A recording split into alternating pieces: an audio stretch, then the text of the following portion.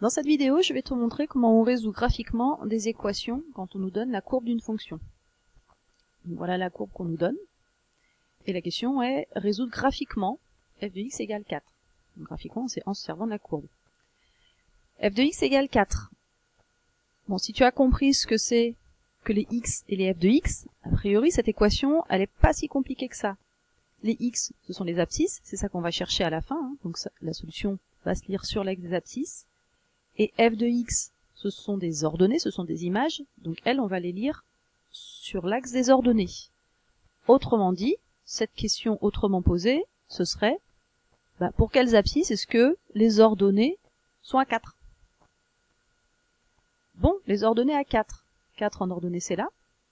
Qu'est-ce que je fais donc? Je cherche quand est-ce qu'en hauteur, je suis à 4. Je trace une droite en hauteur à 4. Et je regarde quand est-ce que cette droite coupe ma courbe. Quand est-ce qu'elle coupe la courbe? On le voit, elle le coupe en 2 points. En ce premier point d'abscisse, moins 2. Et en ce deuxième point d'abscisse, 0. Donc en fait, je viens de trouver les solutions de f de x égale 4. Ce sont ces deux abscisses, moins 2 et 0. J'ai fait ça et j'ai rabattu en fait sur l'axe. Comment est-ce qu'on note ça? On note ça en disant que f de x est égal à 4 sur les deux valeurs en fait moins 2 et 0. On a mis ici des accolades et non pas des crochets. Les crochets c'était des intervalles. Autrement dit, si j'avais mis des crochets là, ça aurait voulu dire que entre moins 2 et 0, toutes les valeurs entre moins 2 et 0 avaient comme image 4. Autrement dit, on aurait été en horizontal ici, et non pas ce bout de courbe là. Donc on voit bien que c'est pas ce que je veux dire. Moi je veux dire que c'est vraiment que là et là qui a eu une image qui valait 4. Donc voilà la façon de noter. On met donc accolade moins 2, 0. L'ordre dans l'accolade, il n'est pas nécessaire. Tu peux mettre 0, moins 2. En fait, tu es en train de faire une liste de toutes les valeurs possibles. Bon, c'est quand même plus pratique de les mettre dans l'ordre, donc ce serait quand même mieux de le faire. Mais voilà, c'est pas gravissime si tu le fais pas. Donc ça, c'était le premier exemple. Deuxième exemple, toujours sur la même courbe. On veut cette fois-ci résoudre f de x égale 0. Bon, f de x égale 0, même travail. On cherche donc quand est-ce que les ordonnées sont à 0.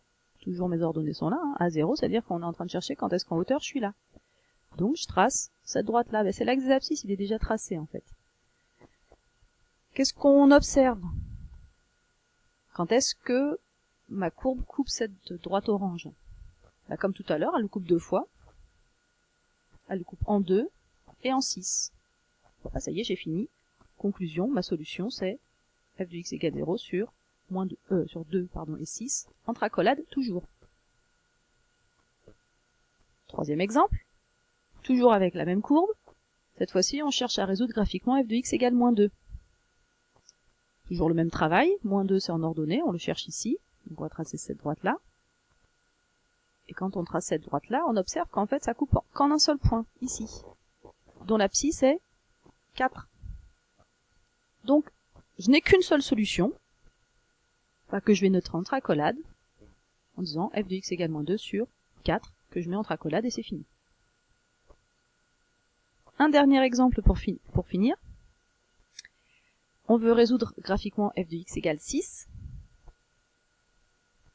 Est-ce que tu vois le problème?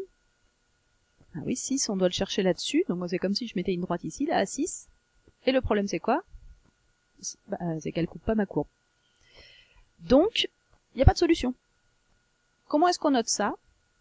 C'est une façon de noter. C'est un nouveau symbole. On dit que f de x égale 6 sur, on met ce symbole-là qui signifie ensemble vide. Sur l'ensemble vide. Donc en fait, il n'y a pas de solution. Voilà toutes les solutions que tu aurais pu avoir pour ce style de question.